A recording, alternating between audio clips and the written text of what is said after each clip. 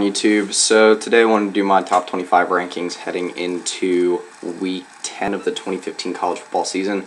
So not a whole lot of upsets this past weekend. I don't even know if there was one, but definitely a wild weekend for sure.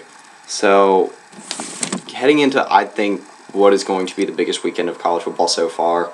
A ton of huge games, starting with LSU, Alabama, Oklahoma State, TCU, Clemson, Florida, just to name a couple of them. I'm going to do a few individual previews of games for the first time this season, but yeah, I'll cover that more in my actual predictions video. So AP rankings were just released, and yeah, I want to go ahead and do my rankings. So start with the 5 outside. So I've got Appalachian State, Duke, USC, Navy, and Texas A&M. So I personally don't think that A&M is good enough to be in the rankings yet. I think that Wisconsin has a very much more respectable slate of wins than Texas A&M does. No offense to Texas A&M, but when you lose to a team like Ole Miss, who's ranked 19, and then when you lose to Alabama by as much as they did, I think that Alabama beat A&M more than they beat, or by more than they beat Wisconsin. So yeah, I think that A&M's on the cusp, but I don't think they're ready to be in the top 25 yet. Navy, all comes down to this week for them. If they do want to finish the year inside the top 25, and they're going to have to beat Memphis. USC had another good win against California. So, yeah, if USC can keep heading in the right direction, I don't really know if I think it might be possible. They might still be in contention for the Pac-12 South. I don't know how possible it actually is. It's going to be kind of sad if they do actually win the Pac-12 South, granted with how bad they started off the year. But you know, USC's looking better now. I think, like I said, I think getting rid of Sark was, I think that team really needed. So Duke probably should have won that game. Now the officiating crew's been suspended for 2 games, but you know what, they lost. So loss is a loss. If they want to get back in the top 25, if they want to end up winning the Coastal Division, then they've got to beat North Carolina this weekend and then Pittsburgh the following weekend. So move on to the last one, Appalachian State. So took a little bit more than it should have for Appalachian State last weekend. They did beat Troy, but it took, I believe, 3 overtimes to do it. So Appalachian State, to me, is a very potent team. They have a very good offense. They can put up points, and they are very talented, but they need to be more consistent. But they do have a very respectable record and could definitely win the Sun Belt. So move into my rankings. So at 25, I've got Wisconsin. So like I was talking about earlier, I think Wisconsin's got a little bit more of a respectable resume than Texas A&M. I mean, it's close, but to me, put the SEC bias aside, and Wisconsin's just been the better team. Their 2 losses are to Alabama and Iowa very easily could have been a win for them. And Texas A&M's 2 losses are to Ole Miss and Alabama. Both of them, I won't say were convincing losses because the Ole Miss game was kind of close, and then the Alabama game, they just got destroyed. So. And the Alabama game was at home for them. So I do think that Wisconsin is just a little bit better than Texas A&M right now, so that's why they get inside the top 25. So 24, UCLA had a big scare against Colorado this past weekend. And like I was saying, I think UCLA has the talent to really compete with, I wouldn't say anyone in the country, but I'd say most. I'd say the bottom 110 teams in the country UCLA could beat on any given day. Maybe in the bottom 120, which means I'd say they could compete with really anyone. To me, UCLA just needs to be more consistent. Basically, all runs through Josh Rosen.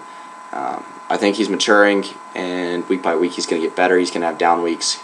It's still going to happen, but I think as a whole you're going to see his overall stats get better as the year goes along. So move on to 23, Mississippi State. So I have a lot of respect for Mississippi State and Dak Prescott. I think that they can hang with anyone in the country.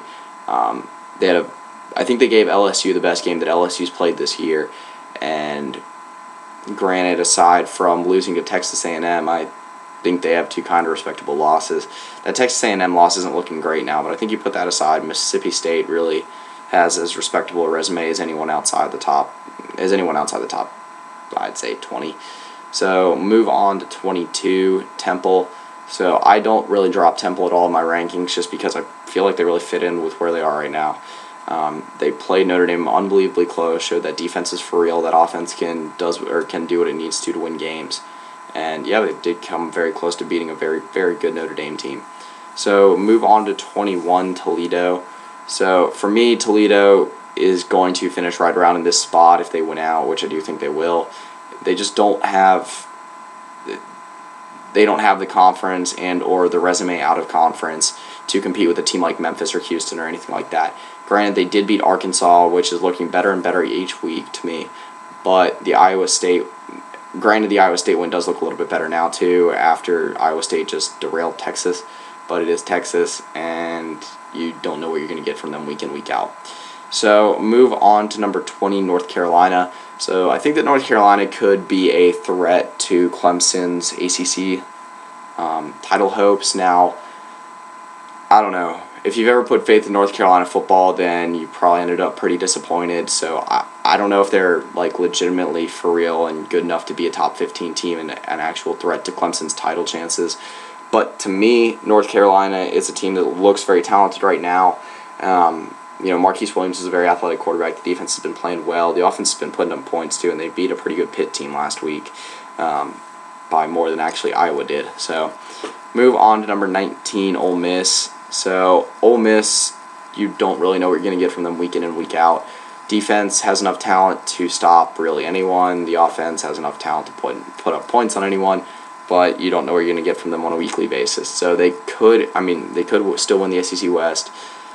If they do win the SEC West, then that kind of costs the SEC big time with their playoff hopes, because I don't think there's really any way that Ole Miss gets into the playoff now. I don't think it's even possible. So move on to number 18, Michigan. So had as close a call as anyone did this weekend, won by a goal line stand. But to me, I get that Minnesota was playing with a heavy heart. They were playing extremely motivated after what happened to Jerry Kill. But Michigan I feel like that Michigan State loss rattled them big time. And I mean, it's understandable why. But at the same time, you got to move on. You got to just keep playing week in and week out. And I don't think that Michigan right now is good enough to beat Ohio State. And I do think that Michigan's going to finish as a 3 or 4 loss team this year. So move on to number 17, Florida State. So Jimbo Fisher has I think actually has a QB competition on his hands now. Sean McGuire played very good against Syracuse. Granted, not a great Syracuse team, but still a decent one. And the defense looked good. The offense still stayed afloat without Everett Golson and Dalvin Cook. So a little bit of hope for Florida State that they can do stuff outside of Everett Golson and Dalvin Cook. Dalvin Cook comes back. I think if they make a decision on a quarterback and let's say they go with Sean McGuire, he produces every game like he did, then, Florida State's they got a legit shot to beat Clemson this weekend. So, move on to number 16, Houston. So, I don't know. I got a lot of respect for Houston. I think they're a very good team. I think Greg Ward is a great quarterback. And I don't think that they have the chance of making the college football playoff. I think the only team outside of the Power 5 that could do that right now is Memphis. I keep saying that over and over again. But I do think that Houston is the second best non-Power 5 team. And they deserve to be where they are in my rankings right now. So move on to number 15, Utah. So Utah played pretty close with Oregon State. It was 27-12. I think that Travis Wilson's starting to come back down to earth a little bit. The entire Utah team is. I think they do belong right around the top 15, the edge of that, maybe top 20. But I think it's going to be hard for them to win the Pac-12 South. They still got a very tough game against a good UCLA team. I think that's going to be the game that decides the Pac-12 South, and I don't know if Utah can win that. I think it more depends on how UCLA plays than Utah. So move on to number 14, Memphis. So Memphis is a hard team to place week in and week out. You want to put them inside your top 10, but like I said last week, you look at teams above them, Florida, Oklahoma, Alabama, Oklahoma State, Stanford. You just don't believe they can really beat those teams. It's hard to believe. But at the same time, you look at Memphis' resume, and it's really as impressive as anyone in the country, especially outside of the Power 5 teams. So move on to number 13, Oklahoma. So they've just been straight on fire since they lost to Texas. This is a motivated team. This is a team that wants to make the college football playoff. And this is going to be a team that's going to be a tough out for the other 3 best teams in the Big 12, Oklahoma State, Baylor, and TCU. So move on to number 12, Florida. So I think that Florida is pretty much going to walk away with the SEC East title at this point. There's really no one that's going to challenge. I think the only team that could have challenged lost their starting running back, and you saw what happened last weekend. And I think the only other team that had a small glimpse of hope for challenging for the SEC East just caved in whenever they were playing a decent team, which I'm talking about Georgia and Tennessee, and both of them have kind of been, they've been complete shit shows this year. So it's Florida's division for the taking. I think they are still very much alive in the college football playoff race. They had a tough game against LSU in the swamp, or not in the swamp, in Death Valley that they almost won. So I still have a lot of respect for them. I think if they win the SEC title, which I think is very possible, then I think that they're I wouldn't say a lock for the college football playoff, but definitely a solid bet. So move on to number 11, Stanford. So I dropped them a little bit after what happened this past weekend. Showed they're really vulnerable against good teams. 43 yards away from losing that game, actually a couple feet away.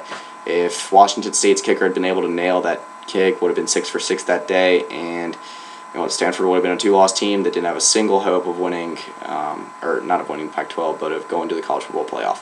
So I think their chances do look bleak right now, which is why they drop in the rankings, but as of right now, they're still alive. If they're able to win the Pac-12 and then beat Notre Dame, then, I don't know, you got to reconsider playoff then. But for the time being, they are where they belong. So move on to number 10, Oklahoma State. So had the highest scoring game of any game this season this past weekend. I don't know how you stop Texas Tech's offense at home. You really don't. You just have to outscore them. And Texas Tech is a very dangerous team at home. You saw that against Oklahoma State. You saw it against TCU. And I think Baylor was lucky they didn't have to play Tech at home. I think Oklahoma was very lucky they didn't have to play Tech at home. So, but yeah, both those teams survived, and Oklahoma State heads into a huge battle this weekend with TCU. And the winner of that, I'd say, it depends on how Baylor looks this weekend or this Thursday against Kansas State. But I'd say inserts themselves as co-favorites to win the Big 12, and definitely inserts themselves into contention for the college football playoff. So move on to number 9, Alabama. So Alabama, biggest game of the year for them against LSU this coming weekend. Alabama, if they win this game, then I have to put them back into the college football playoff, back into the top, I'd say top 6 at least. They've been really impressive ever since that loss to Ole Miss, and I honestly think LSU is the favorite for this weekend, but man, that's going to be an entertaining game to watch. So move on to number 8, Iowa. So I think they're getting better week by week. They got 3 winnable games to finish out the regular season, and I think they're going to win all of them. I don't think they're going to be able to win the Big Ten crown, but whatever team plays them, whether it's Michigan State or Ohio State, is definitely have to be on their toes. I think if Iowa ends up playing Michigan State, then they have a legit shot. If Iowa goes undefeated, you have to put them in the college football playoff. There's no way around that. So move on to number 7, Notre Dame. So for me, Notre Dame is probably the best one-loss team in the country right now. I guess you'd have to give Alabama a shot at that. Like I kept saying, I think that Notre Dame and Alabama are the 2 clear-cut best one-loss teams right now. I think that they proved a lot with that game against Temple. I think Temple proved more than Notre Dame did, but the fact that Notre Dame was able to come out with a win that game, and their only loss was a winnable game against Clemson on the road in terrible conditions, like I say every week, then, you got to keep them where they are right now. So move on to number 6, Michigan State. So for Michigan State, it's all about staying alive until that Ohio State game, and then obviously winning that game. If they can do that, I don't know. Michigan State's a tough situation. A lot of people might think they deserve to be in the college football playoff if they lose by a little bit to a very good Ohio State team. But I think only one team from the Big Ten is going to make the playoff. And for me, it's either Michigan State, Ohio State, or Iowa. Actually, I think that is for anyone. So, yeah, I'm going to move on to number 5, TCU. So they're looking better. They're starting to get all their injured players back. I think that TCU, I don't know. I just don't think they have the ability to win out. The tough games they have on the road at OU, at Oklahoma State this weekend, I think they have the talent to win them, but I don't think they play well enough on the road to beat both teams, if either of them, honestly. They're going to be the favorites this weekend against Oklahoma State just because of how they've looked the last couple of weeks. They might be favorites against OU. I'm not sure. OU's been really, really good ever since they lost to Texas. So for the time being, I think TCU is they're still co-favorites at least with Baylor, but it heads into a crucial stretch where every one of those teams controls their own destiny aside from OU, and if they win out, obviously they're in the playoff. They might even be the number 1 seed. I don't know. Depends on what happens inside the top 5. But move on to number 4, Baylor. So I think this game with Kansas State this Thursday is going to be more telling of where they're actually at than a tough test. It's hard to say with Bill Snyder coaching if Kansas State.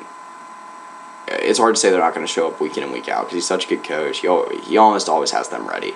So I think this weekend's going to be a big test for Jarrett Stidham. I think it'll show a lot about how Baylor's doing right now, where they're at, and how they'll actually finish out the year. So move on to number 3, LSU. So again, same thing with Alabama. Big game this weekend. If they can win this game at Bryant-Denny, then they are the sole favorites to win the SEC right now.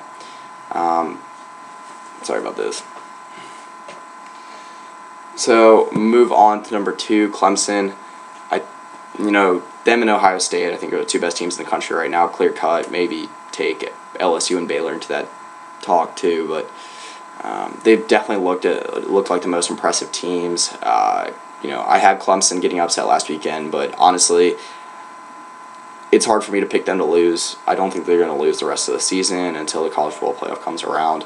They've proved they will not choke. Obviously, they got to get past this Florida State game this weekend and then whatever team they play in the ACC title game. But right now, they're looking real good. So is Deshaun Watson. So is that. The defense had a rough weekend, but as a whole, the defense looks better than it has in a long time. So move on to number 1, Ohio State. So had a bye week, loses JT Barrett for its Minnesota game, but I think they'll still be fine. I think they'll still be the number 1 team heading into the Big Ten championship game. So yeah, that's my top 25 heading into Week 10, and should be a very, very entertaining Week 10 in college football. So yeah, that's pretty much it. See ya.